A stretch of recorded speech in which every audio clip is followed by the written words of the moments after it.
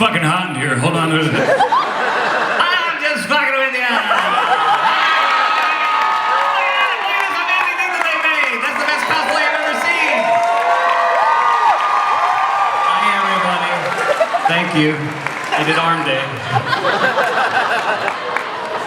That was worth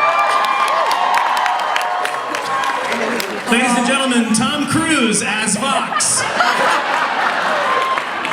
I cannot wait to dig into the new season with all of you, but first, given how special what you accomplished in season 1 was, I gotta take a moment to look back a little. Viv, you'll get my first question on that.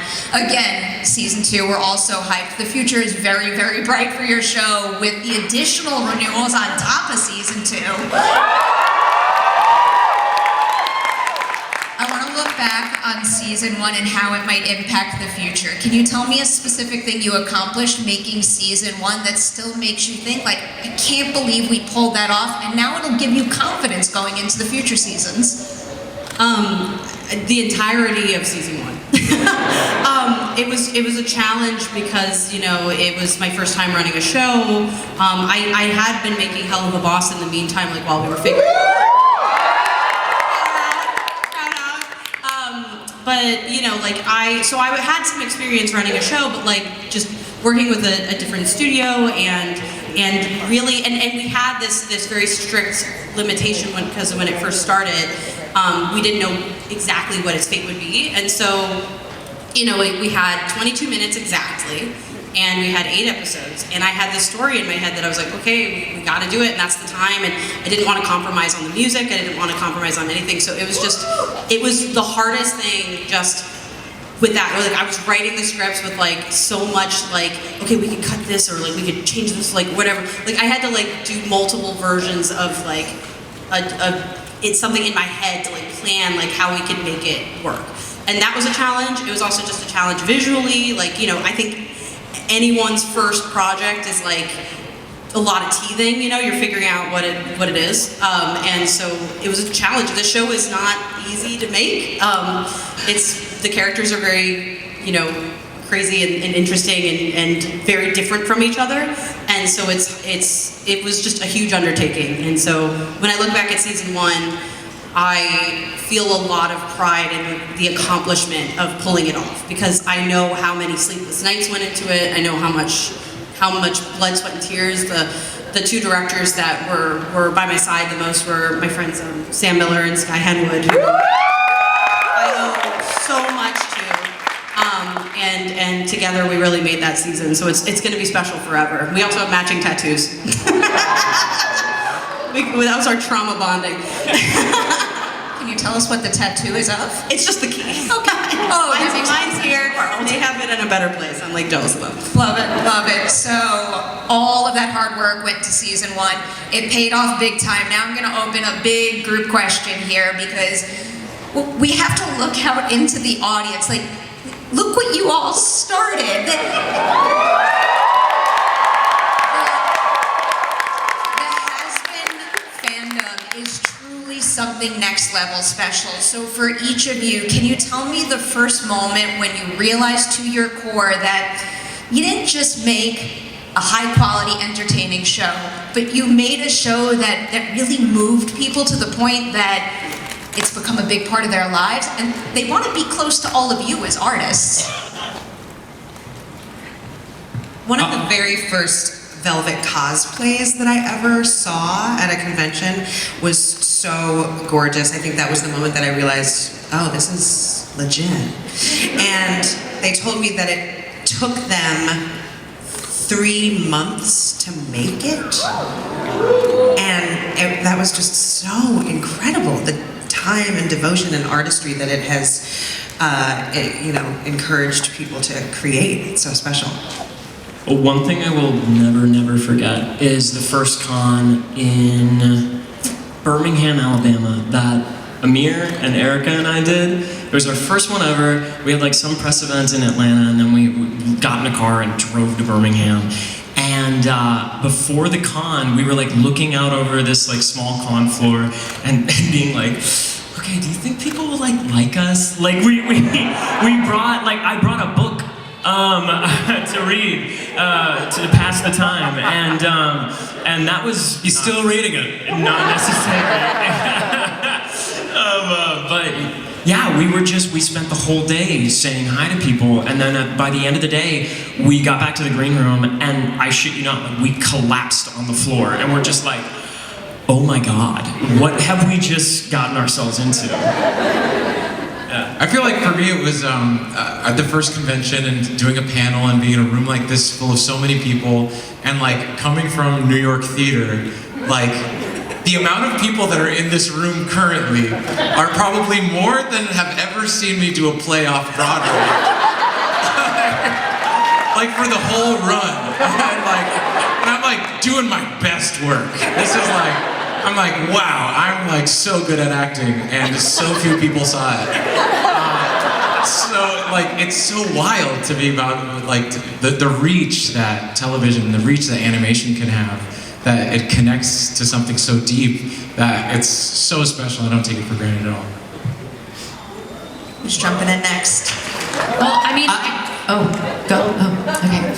No, I just think I think it's about the scope for me. Like really just understanding. We've traveled for the last 2 years together as a cast, which has been really special for us, but so special for us to connect with all of you. And I don't think that anyone could have explained to me what the Helliverse really was in this version until seeing it and understanding that what we're doing impacts you guys, and what you do with your cosplays and how you come to us and talk to us about what this means for you impacts us, that we take back into our lives. I mean, it's a huge community, right? You've found your best friends. We've seen people get married and engaged through the show, which is just so crazy, and find their community. Like, y'all are a community, right? And you can see yourselves in each other and in the show and in us, and that's really special, magical.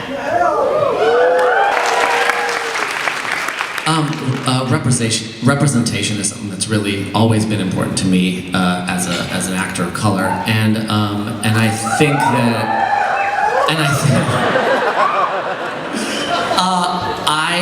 I didn't know when I got involved in this show that my character was on the Arrow spectrum,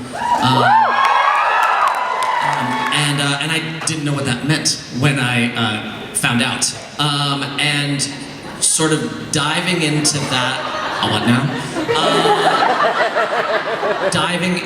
Into that sort of wormhole of understanding, and then seeing the way people reacted to that part of him, both online and in person. That was when I was like, oh, this was fun. This was always fun, and I love that it's a hobby for people, right? Like Hazbin Hotel, I love it. It's fun, but for some people, it means something deeper. And when I really got that, that was a big moment for me.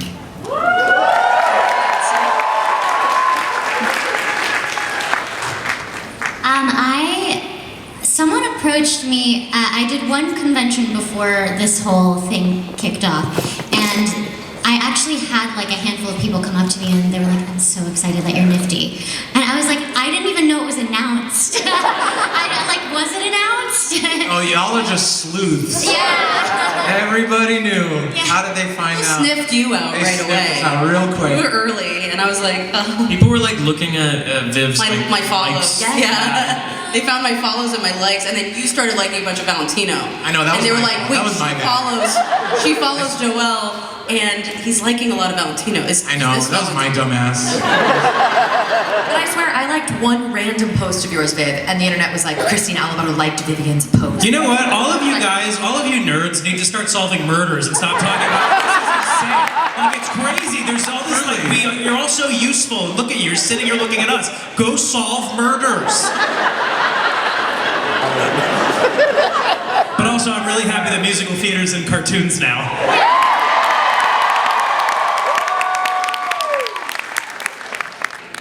Christian, what you got for us? I can't top any of that. What do you want from me? Look at what you're looking at right now out there. It's unbelievable. And that is why I am finally on social media. He's not, Nick. He's not. Before we dig into the specifics, I said it to you earlier, I'm warning you, the enthusiasm for your work in the new season is going to be through the roof. Brace yourself.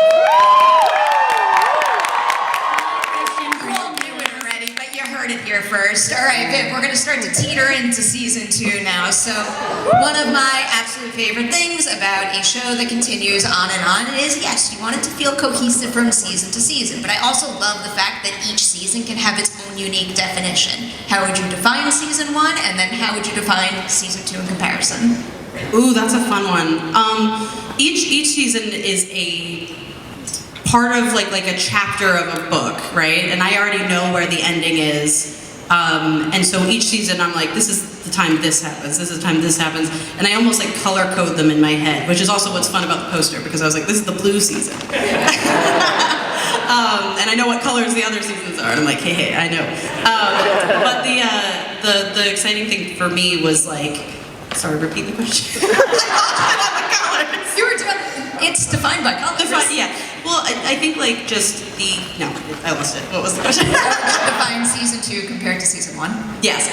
So yeah, besides the color, I would define it really by the sense of escalation, because like I think the theme that I've said that season 2 has is a theme of identity and like security in oneself, because I think I said it in an interview in the past that I think Charlie and Vox as the villain and the hero have like both their stories this season involve like identity of themselves, and I think that's the theme to me, whereas the first season is like redemption, the second season is like about like inner reflection, I guess.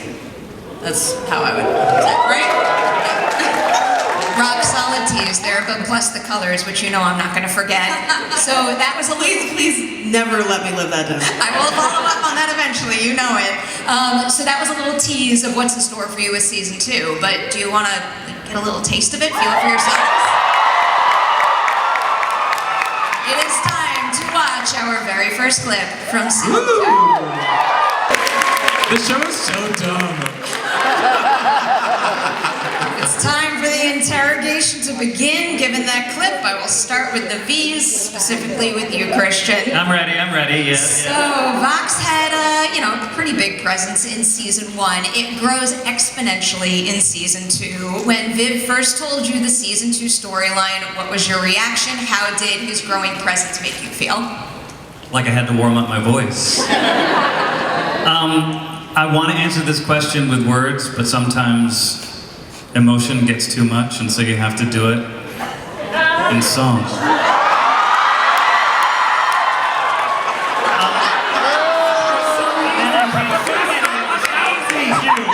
thought you were going to say, Riveted. I swear to God. I was riveted.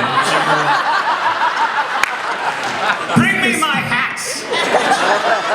I was obviously thrilled to get to plumb the depths of Vox's hubris, and it's impossible to talk about it without spoiling things. But the three of us having this dynamic, and as it develops over the season, it's a lot of screaming, a lot of happy swearing, and I just can't wait to unleash it on you. That came out great. You're all getting some questions where you're going to have to dance around spoilers, and I'll apologize in advance. Christian, I'm going to stick with you and give you one of my favorites, because whenever I see a character with peak confidence, I always love to ask this particular question. At the start of season 2, what is Vox's greatest strength? The thing that will help him pull off his overall mission, but then also, what is his greatest weakness? The thing that could do his plan in? His access to media and his ability to manipulate the masses. Does that sound familiar?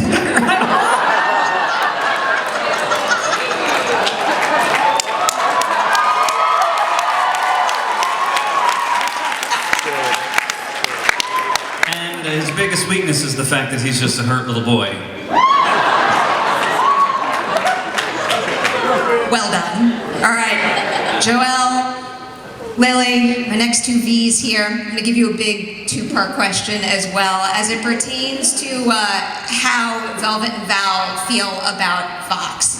At the very beginning of the season, what does your character think they need from Vox? But then can you also tell me something about Vox that pisses them off?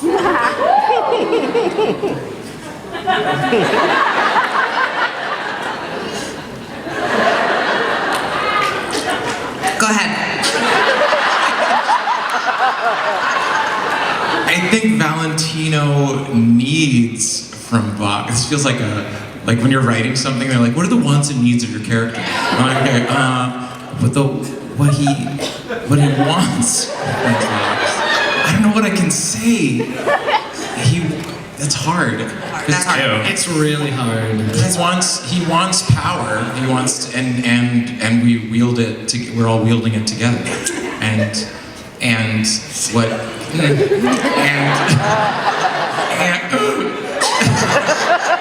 Sorry, I spontaneously combust.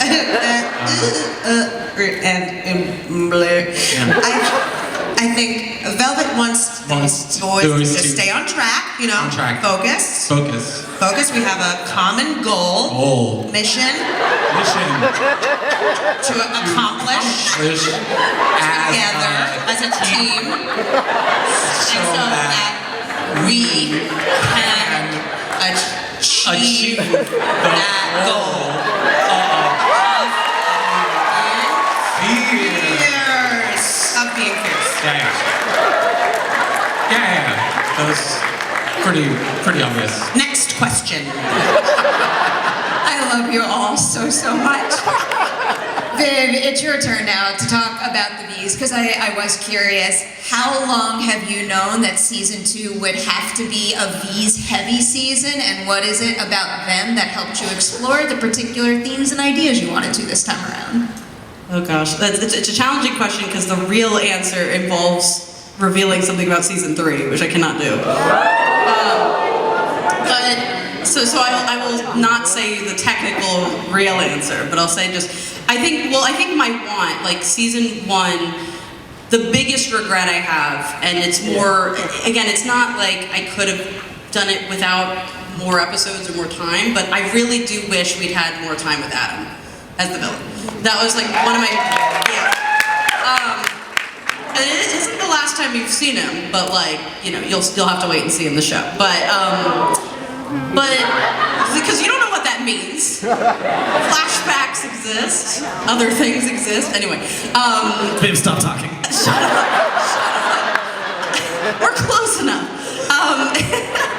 But I think like my biggest regret is I think that the fun of a villain is getting a presence of them. And to be fair, like I think we tried really hard to give Adam that presence in season 1, but my want was, I was like, I want a season where we get like a full like amount of time with the villains of the season. And so season 2 was kind of that. Like I was like, I think that should be the focus in terms of the involvement of the bees. And it was also important to include them in season 1. Like I think some people were like, yeah, these guys are cool, but like, what? They're just, you know, because they're so, their roles are so specific in season 1. So getting that establishment and being able to like flesh it out in season 2 was like the goal. It's so hard not to jump to a specific clip based on some of what just happened, but you know, we'll do it eventually. Alex, you're probably getting one of my safer questions because it's a voice acting question. So we're getting Sir Pentious the season in a different place. And he's kind of different because he's been redeemed. Can you tell me a little bit about certain voice acting techniques that you were able to lean on to make him still feel like the same character, but also like he has evolved? What a great question. By the way, how great is Perez? We say it to your face, but it's good to say it behind your back too. You're all too kind to me. Yeah, no, but it's true. It's a great question. What I'm excited about is, spoiler alert, for season 1, is that Sir Pentious goes to heaven.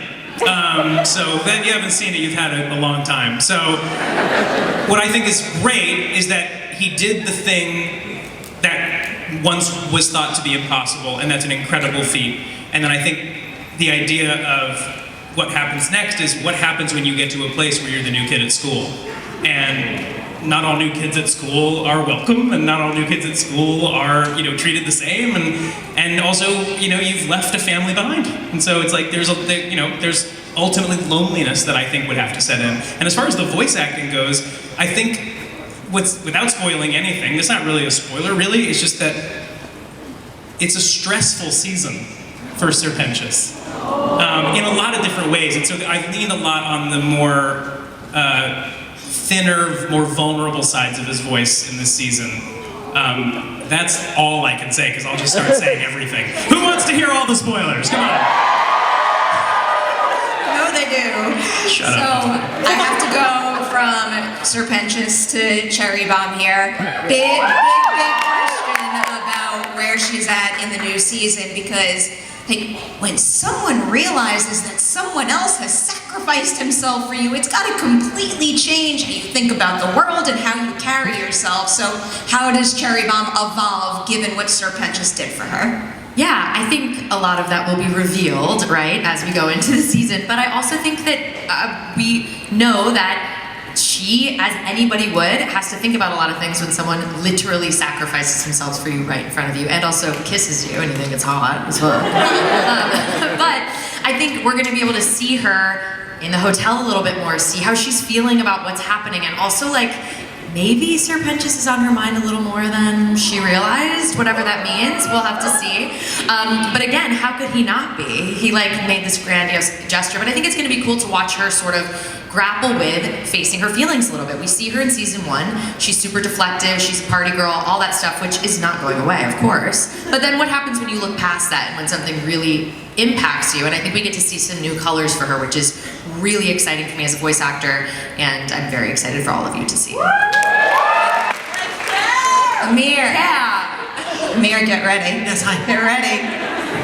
I always get so nervous. I hate putting you on the spot, but I have to. I'm going to give you a somewhat similar question that I gave to Christian, because Alistair's kind of similar, where he's the type of character who always feels like, you know, like he's got a plan and he's got maximum confidence. So it always makes me wonder about this particular question. At the top of season 2, which character do you think Alistair trusts the most, and which character does he fear the most?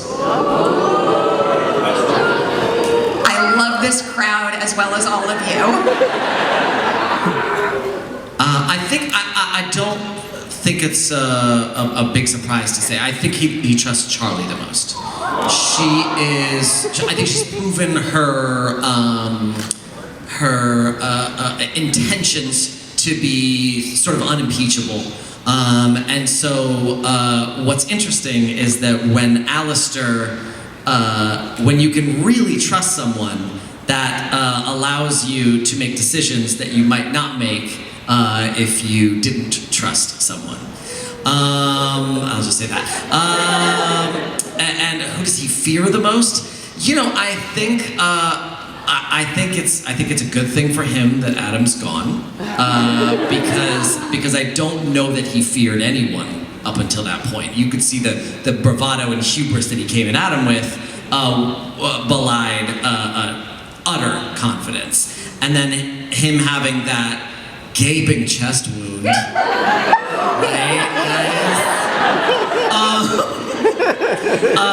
I think is proof that he's not quite as invincible as he thought he was. And so I think he probably fears whoever it is that can inflict that kind of damage on him in the future. Well done. Good tease. These answers feel like we're in a deposition. Like we can't all the way answer. We're like, I didn't not want to talk about a thing I couldn't talk about, but now I am. And everyone in the audience goes, ooh. Like you just heard something. I know, this is so cryptic, I love it. Whatever I gotta do to get the people what they want to know. Because we've all got laser pointers, Yes. sights on our foreheads. Say the wrong thing. Here's something I think you all want to know a little more about. The connection between Husk and Angel Dust. What about it? Can you tell me a little bit about how their connection may evolve in season 2 and what they still stand to gain from one another? Oh, geez. I mean, I guess we can first focus on what they've gained from each other in the first season, which is a budding, loving friendship, you know? So I think that a huge journey for Angel in season 1 was the process of trusting other people, because he could only really trust himself, and even then only like 50% of the time, you know? And suddenly Charlie comes along and is believing in him, and he's like, whatever, touch, like I just need a place to stay. And then suddenly when he's at a really low point, Husk comes along and gives him some tough love, but love in a way that like really cuts into his core. And I think that particular moment, Loser Baby, was like the moment where he felt, shout out Keith David, where he felt like, okay, now maybe because this person trusts me and that I can trust this person, I can open up to everyone else. So how does that relate to their relationship in season 2? I can't not talk about a thing that I can't not talk about, and a thing that, you know, I mean, like, really, I'm not gonna, And Angel will appear in season 2. They will be there. You will see them. You will hear them. And we will have a new drink. I can maybe tease that. Yeah, sure. Okay, cool. I'll let you guys. Or maybe am I thinking wrong? Oh, maybe. Hey guys, just delete that part. Just whoever. Yeah. Blake, stop talking. I might be thinking wrong. Regardless, yeah, You're so sweet that you went, oh yeah.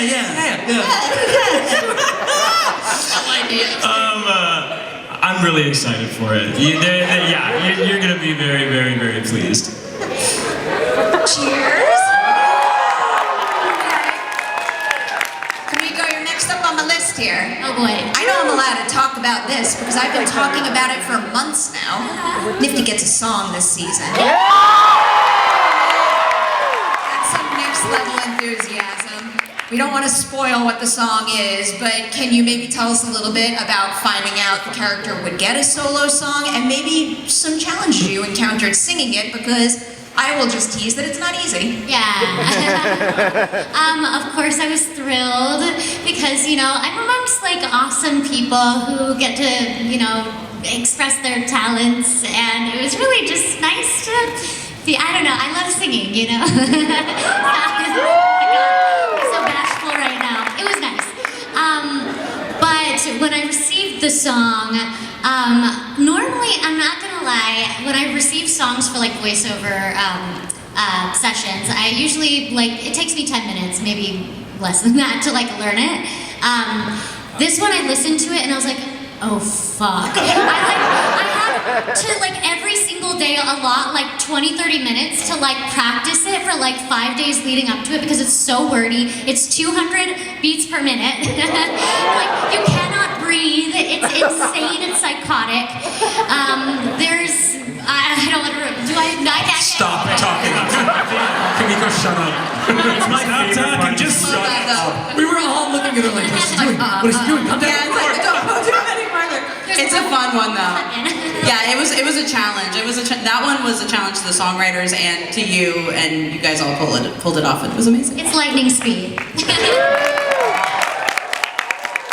Before we show off our next clip, I'll give you a broader question about the music in season 2. Can you tell us a little bit about some music goals you and the team had this time around? Maybe things that you didn't get to do in season 1, or specific ways you wanted to up your game with that stuff in season 2? Yeah, I think all of us, like collectively, me and Sam and Andrew, who are our songwriters, we all wanted to kind of raise the bar, because we're really testing the waters in season 1, and I think the season 1 soundtrack's phenomenal. Obviously, I'm always a couple seasons ahead, so like I have a whole nother season in my head right now, and I'm like listening to, like, I listen to, like, again, not to say where we're at, but like I listen to either the demos or the final version, whatever we have. So you guys have amazing music to come. But in season 2, like, same thing. Like, I've lived with this music for so long. Obviously, like, we visualize it, like, we turn it into an amazing sequence. And so I think, like, I'm just really we wanted this season to have like I think we've mentioned in a couple interviews, like more spotlight on different characters who didn't get a spotlight before. So that was kind of like going in, we have a limited amount of songs per season. And so I was like, okay, and then you have to, again, kind of do the math, because it's like, okay, I want these characters to have a song, but they have to be in this purpose, and so they can only live in this episode. And then like, you know, so we have a lot of like puzzle piecing to do when it comes to like getting a character a song, but also making sure it's purposeful, and also making sure that these certain moments have musical numbers to accompany them, things like that. So I think this season we had a really clear vision for what all that was going to be in the writing room, and so we kind of like, but there was also like, I was like, well, Nifty needs a song, and like, you know, so we made it happen. We like manifested it in the writing room to like, you know, work everything in. So let's maybe cue up another clip. Y'all want to hear a song that someone who didn't get to say much? I try not to overhype clips before I tee them up. This one's exceptional. Let's roll a clip from Hazbin Hotel season 2.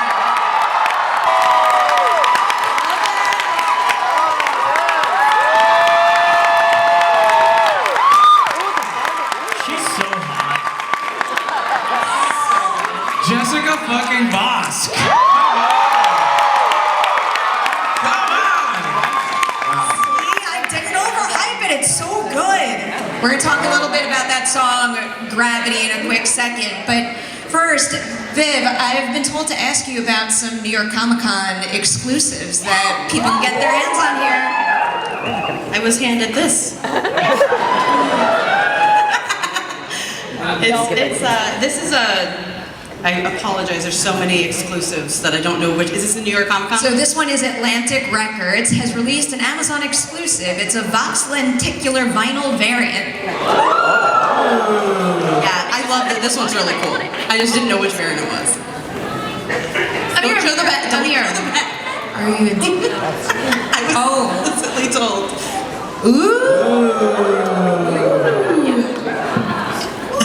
A very important thing to know. Good. They told us do not turn And all the around. track numbers are right behind this white thing, and they didn't know there would be a My white thing. heart like dropped. I was like, don't show the back. But it's all blocked out, so it's good. Cool. It's beautiful. If you want to get your hands on one of those, just be warned, it's available for 72 hours only through October 12th. So hurry, there's a graphic on the screen with a QR code, so hurry on up. It's really cool. Beautiful. The other thing you all should note is that the newest single from the show, Gravity, is available everywhere now. Just This one over and over. We were sitting. That one was. I was like, this is gonna be the one. It's just such a hype song, So and like her vocal is phenomenal, and it's just awesome. I'm very glad it's out now. I'm very excited. Can you tell us a little more about developing that song with Sam and Andrew? What kind of notes do you give them, and then how did they evolve it from there? That one was very specific. I had I don't want to say a vision, because that's not accurate for music. I don't know what the vision of music is, but I did have like a want, I guess, for the sound of that song, because I was like, it needs to be somewhat, do I have to, can I put this away? It has to be somewhat like rock, you know, like that's kind of the genre we picked for Adam and Lute. But I wanted it to have this kind of gospel-y, like churchy choir, kind of like, so there's like hints of that in it. And I think that's kind of her sound. Her sound is more like, kind of almost more in that rigid, like churchy, like expected, like, because she's so judgmental. And I think that's a cool that's a cool element to the sound of the song. It's almost got like this, so like, you know, I don't want to give the references, but almost like a Hellfire influence, like from Hunchback, like that kind of vibe of like, yeah. So that was kind of the direction I wanted for it, and they nailed it. Like it was just, it's such a like the hanger. So I was like, and just so everybody knows, like the demos, Sam does a really good. Sam's just such a good singer, and so like I was listening to the demo on repeat. I was like, this is great, I can't wait. And then when I heard the final one come in with Jessica sang it, I was like, oh my god, this is the coolest thing. So yeah, it's always like the fun of making this show is I get to listen to the songs and just be excited about how they'll sound. And then I get to get excited all over again when I hear the like actual version come in. So it's so cool. I'll be so proud of this one. Alex, I'll throw you a question about this as well. When you're doing your vocals for this, what do you have to work with? Do you get to hear Jessica's work, or is it a situation where you're working with what was originally recorded? It's kind of both. I get sent the demos and get to listen to it first, which is such a privilege, just to like listen to something and go, holy fuck, a hit, cool. And then you get to kind of help with it. And then yeah, I believe, I mean, it depends on the song, but I think this one, Jessica had already laid it down, and I just sort of there to pad it with the sinister laughter and a good little bit of harmony. But to say that I'm in this song is like, being the guy that benches on the basketball team. I'm like, I'm on the team, but really she's Michael Jordan, you know what I mean? So I'm just happy to be sort of the Scottie Pippen, I guess, you know what I mean? None of you know who those people are. Scottie Pippen, ooh. Give yourself some credit, but also, I understand what you're doing. She's incredible. There's a couple people who aren't here that I did want to make sure to highlight. First, we've got Patrick Stump as Abel. That was my reaction when I first heard about that casting. When you were crafting that character, what did the character sound like, and how did that sound change when you cast Patrick, of all people, in that role? Abel was a character that I was like, he needed a voice before we could write him kind of properly. And so we weren't sure who it would be in the beginning, and so his identity was sort of floating for a little while. Like we knew we wanted him to be very different from Adam, and this very, like, as you guys will see, he's a pretty soft little guy, and he's very fun. But like, I think that was one that we were kind of like, we need a voice. And so when we reached out to Patrick, he was actually like one of the fastest people to ever say yes, ever, doing the show. 2 hours after we asked him. 2 hours. And he was like, yeah, he's in. And I was like, what? It was great. He was so, which by the way, huge shout out to him. That's the sweetest thing. Like that like made a universe, right? But once we had him, I was familiar with him because he's done a little bit of voice acting in other animated shows that I've seen, and so I know what his voice sounds like for voice acting. And I was like, okay, it's actually very bright, and so I was like, okay, this gives us a direction. And he was so fun to work with, like very, very, very sweet, very down to earth, and incredibly approachable immediately, despite like how like incredibly rock star he is. Like I was like, he's just one of the nicest, warmest, like immediately easy to work with people, and we had a lot of fun. And so I'm very excited for everyone to meet Abel and get to see him. He sounds like he's having a lot of fun. Like I think coming through the performance, and I love that quality. We can't not have a little talk about Charlie and Baggy on this panel too. I'll give you a big two-part tease question. Apologies in advance. Can you tease what the two of them need to learn as individuals in season 2, but also what they need to do to take the next step in their relationship together in season 2? It's difficult to do without spoiling. I mean, I will go back to my previous answer about identity. I think both characters have a very set dynamic in their relationship, and I think the challenge of season 2 is when those personal identities are challenged, what that looks like for them together. And so I'm excited for people to see this art because I feel like it's a very natural. It's a very like it's probably something that's kind of real, and so I feel like I'm excited for people to see like kind of what the tension is in this season, because in the first season obviously Baggy had this huge secret. In the second season that secret's completely out and that's not a problem anymore, but now it's something else. And again, I can't spoil anything because I'm really excited for people to see Charlie's art because it's, in my opinion, very relatable. And as always, Erica is something else. Oh yeah. That role. She's We're phenomenal. gonna highlight highlight her right now because our next order of business is to talk about something that I was so excited. It was just recently announced, but we're going to tell you a little something extra about it now. Hazbin Hotel, live on Broadway. Holy fuck!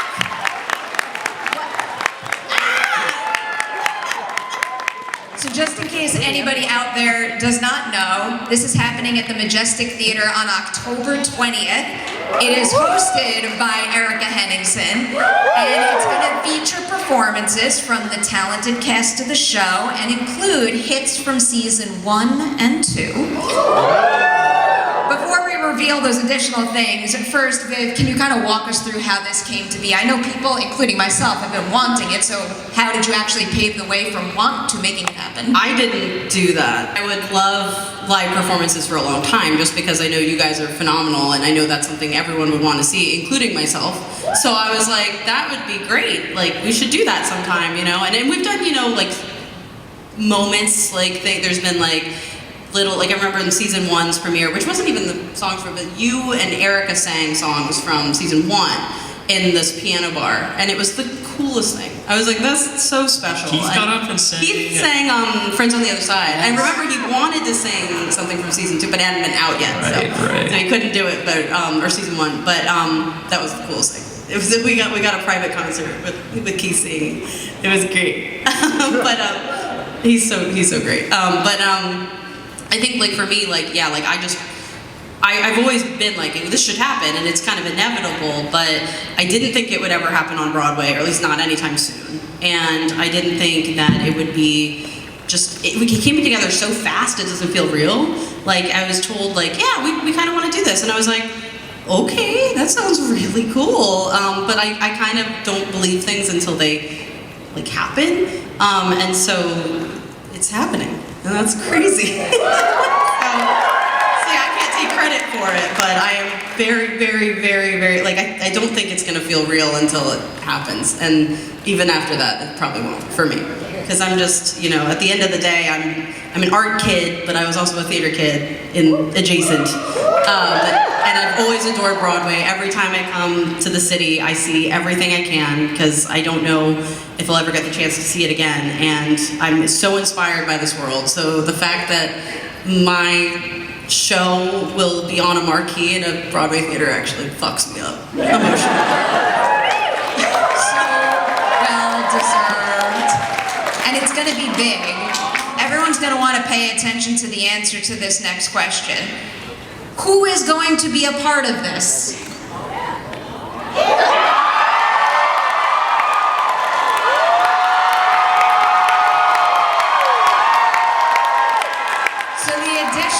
The additional participants that we are officially announcing at this panel include Blake, Amir, Alex, Christian, Jessica Voss,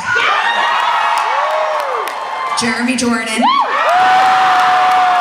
We have Kristina on the list. And then also, we have special appearances by Stephanie Beatrice and Kimiko.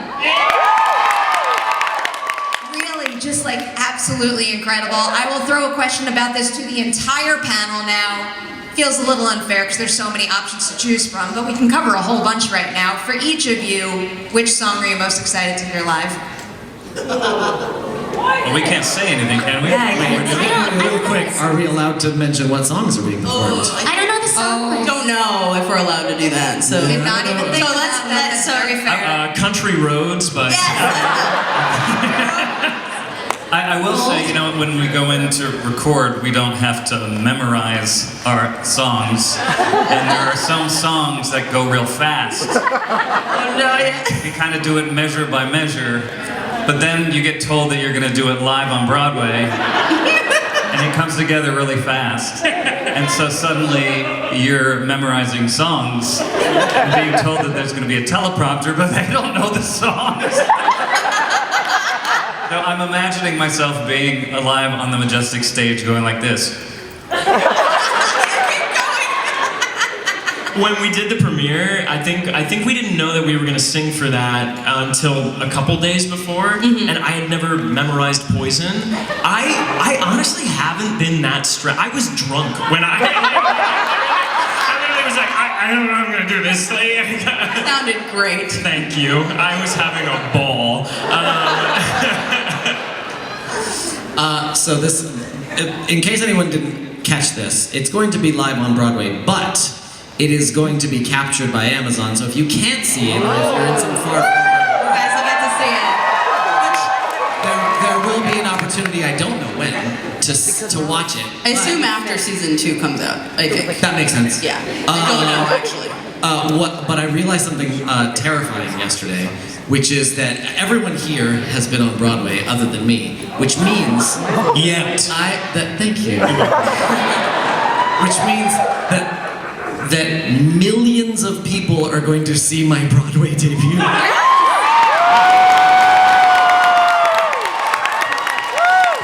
You motherfucker. You're gonna go straight to a Broadway debut and millions of people are gonna see it?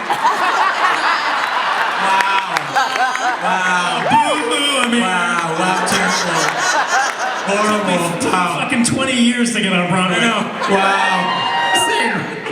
Your Broadway debut, Amir? Oh my god. Your Broadway debut. Who's gonna wear the legend robe? Oh yeah. The legacy robe. Okay. I wonder if that's some sort of record, like if that is a first that anybody else on this planet has ever achieved. My God. Like a Broadway. Reach out to the Guinness that World Records scale. people. No, there's nepotism all over Broadway. People have made their Broadway days much quicker than me. Let's get into it. I'm one of them. My mother is Sarah Brightman. I'm sorry. We have a mere 90 seconds left of this panel. So I'm going to ask you one of the most dangerous questions, but your answer can be short and sweet so we don't have to worry about spoilers. Can you each go down the line and tell me which episode you are most looking forward to fans seeing? Are we allowed? Barely. 5. 6, 9, 2. Floor. Episode 5 is epic. I'm gonna say 1. 3. 7!